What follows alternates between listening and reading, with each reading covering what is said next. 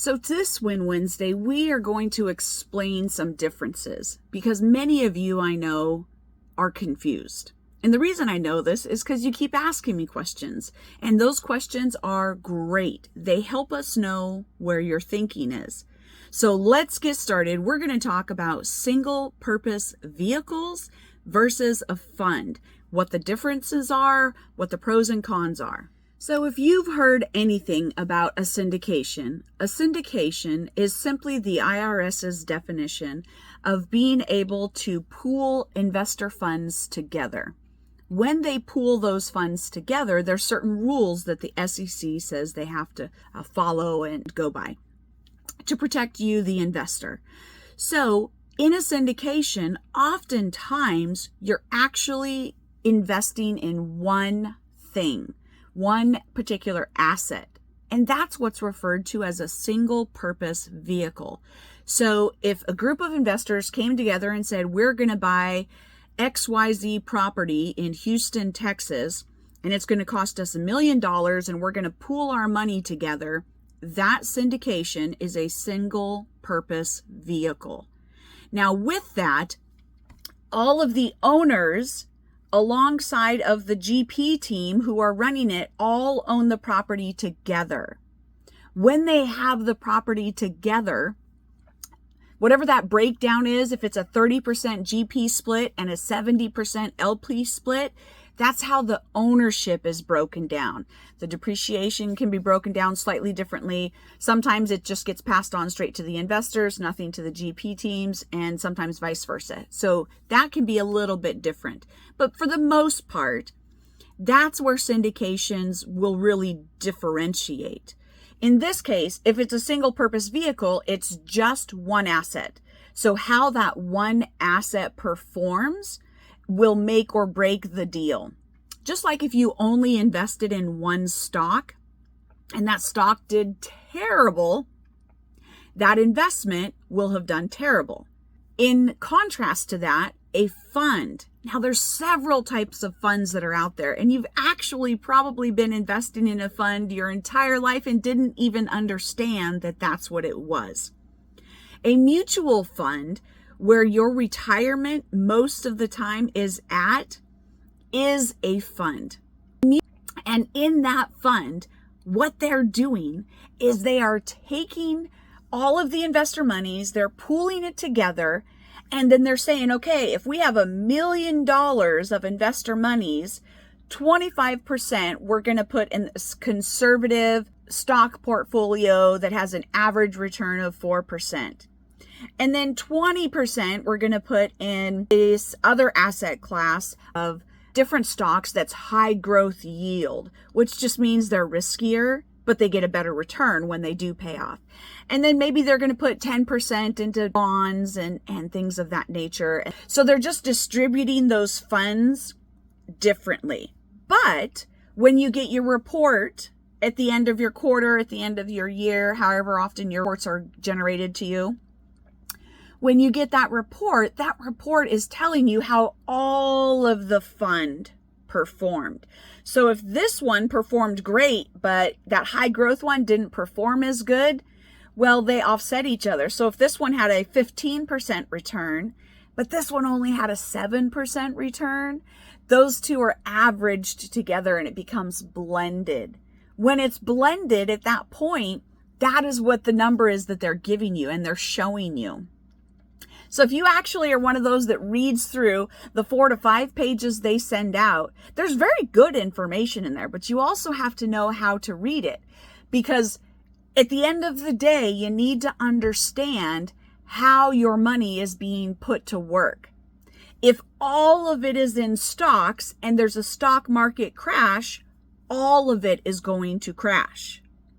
If part of it, for instance, is in stocks, part of it is in maybe life insurance, maybe another part of it is in real estate, and only one of those, say, crashes, well, then the other two help to offset those losses. So that's how you mitigate risk. So let's talk a little bit more about mitigating risk in our investments. One of the main differences between a single purpose vehicle and a fund is often mitigating risk. Because, as I mentioned before, with a fund, you can be invested in multiple asset classes that are different, and it's not all of the same thing. And so when one performs well, the other one doesn't, they blend together, and you get, instead of a 15% return, you might only get a 7%, but you didn't have 0% because the entire thing crashed. When you're dealing with a fund, there's two different types of funds. You can have a debt fund or you can have an equity fund. The difference here is understanding how your money is being protected. So a debt fund is just that. Think about it like you're the bank. So the bank of you takes your money and you come alongside and you buy somebody else's note. So think of Chase, Wells Fargo, Morgan, Chase Morgan, any of those guys. They're the bank, right?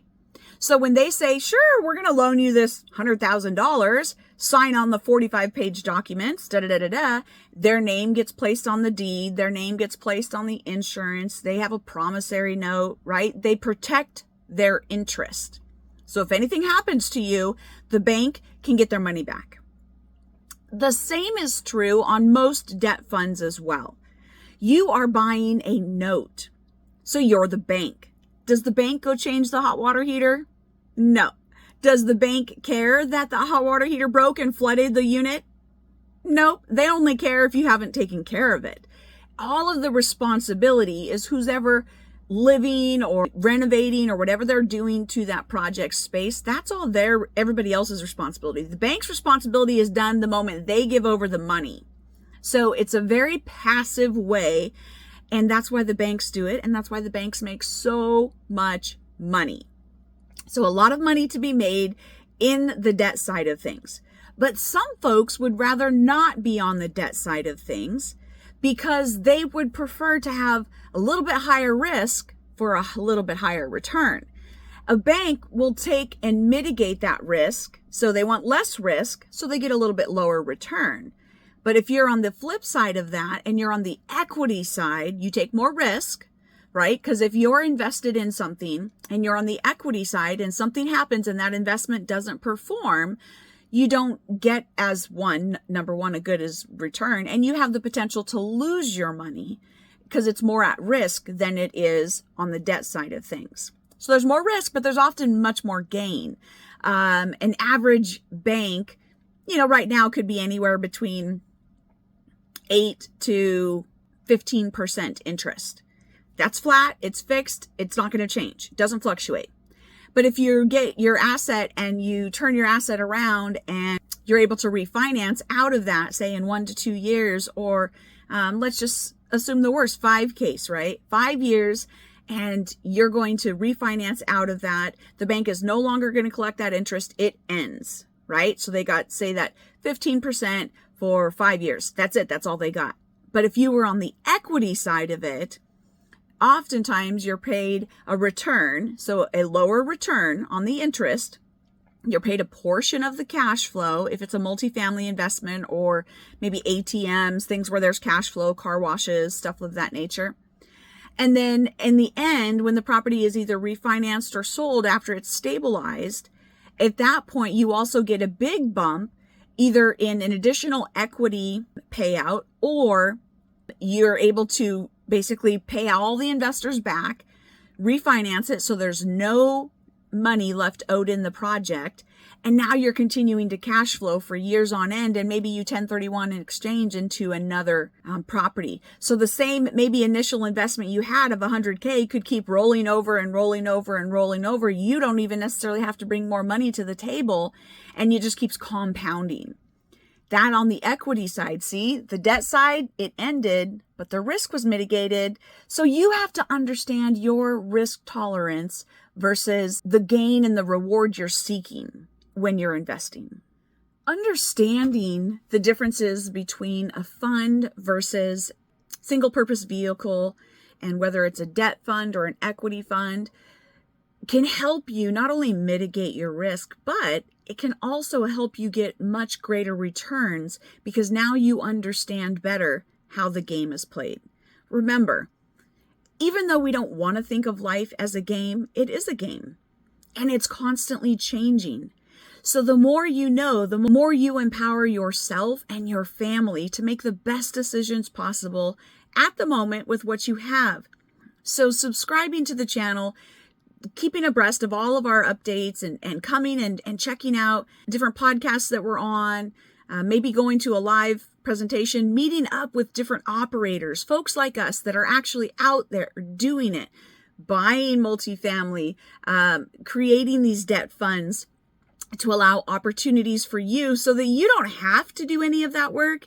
Trust me, it's work. We're out there working our tails. We're still out there busy finding deals when nobody else is. We're still out there making things happen, keeping business going when others are sitting at home watching Netflix. So getting out and talking to people and understanding that allows you the opportunity to make that best decision. But sometimes just getting on the phone and picking up the phone and saying, hey, Bethany, I got these questions. Would you mind answering them? Can go a long way to helping you not only understand, but feel more comfortable to make a decision. See, sometimes when we get decision paralysis because of too much education, it's usually fear-based. And fear, I have often found, is simply a lack of knowledge, something we don't know. So if we can find that out and then we would know it, well, then we can make a decision and we stop all of that. We want to help you continue to grow your financial legacy, whether it's to retire early, whether it's to retire on time, whether it's to maybe provide for your children's college, maybe it's to care for a loved one like a mother or father that was unable to care for them and you know the expenses are going to come in. Whatever it is that's making you stop and think about how your investments are working and is there going to be retirement monies and how can I avoid this 2008 crash like we had and different things of that nature. We want to be a part of that journey with you. We want to help you to grow that to be exactly what you want it to be. But we can't know that if you don't reach out to us. So click the link below and get on our schedule. Quick 15-minute call. I think it's 20 minutes. I think we found out I talked too long. So I think it's 20 minutes now. And get on a call and let us know how we can help you. Explain to us what's going on. Let's see if we can give you some resources. It's totally free. There's no cost to you. Give you some resources that you can look into other things to make better decisions. And in doing so, maybe you'll feel more comfortable investing in a fund and understanding, is this a single purpose vehicle fund? Or is it a evergreen fund that keeps going? Or is it closed at a certain time? Or is it a debt fund? And it's also an evergreen that just keeps going, but you might have different choices that are involved there.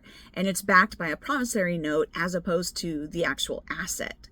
So whatever it is, we want you to understand it. We want you to know it. Now, we're not financial advisors in that respect, right? I am not an attorney. My attorneys will tell you I pay them a lot of money, so I don't have to be the attorney. And we will definitely encourage you to talk to your attorneys and get a better understanding. But the best way to do that is to start somewhere, get the documents and present it to your attorneys. Then your attorneys can review them. That's when you start asking the good questions and finding out what makes sense for you and your family. Until next time, we hope you've enjoyed this journey into funds versus single purpose vehicles and that you might have a better understanding. Talk to you later. Bye for now.